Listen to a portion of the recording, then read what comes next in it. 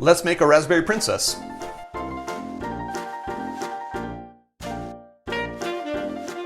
To make this drink, we are going to start by muddling a couple of raspberries. My wife says 4, 5, 3, whatever works. Her goal is to cover the bottom of the glass, and I'm using a bigger glass today, so I'm going to get a couple more raspberries. So the goal was to cover the bottom, so this is about 9 raspberries, and now I'm going to muddle them with my fancy new muddler.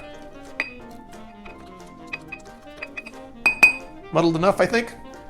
Now, lime juice. Her original specs was the juice of 1 lime, but limes vary so much in size around here. I actually measured it out based on the limes that she was using when she first made it for me, and that is 1 ounce. And in order to measure 1 ounce, I'm gonna get my jigger. 1 ounce, 30 milliliters, lime juice. 1 ounce of demerara simple syrup. And the first one she made me was using a 2-to-1 demerara syrup. I do have a recipe for simple syrups in general, that'll be linked down below. I also have a recipe for Smuggler's Cove's version of the demerara syrup, which is what she used in the first drink. So that's gonna be 1 ounce, 30 milliliters.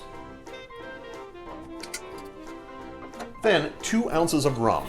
Note that you don't have to use full 2 ounces. You can use 1 ounce or even no ounces if you'd like. I don't know why you would, but you can certainly do that.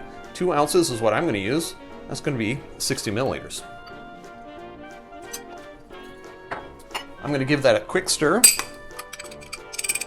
And I'm going to grab some ice. Ice grabbed. I'm going to fill my glass with the ice.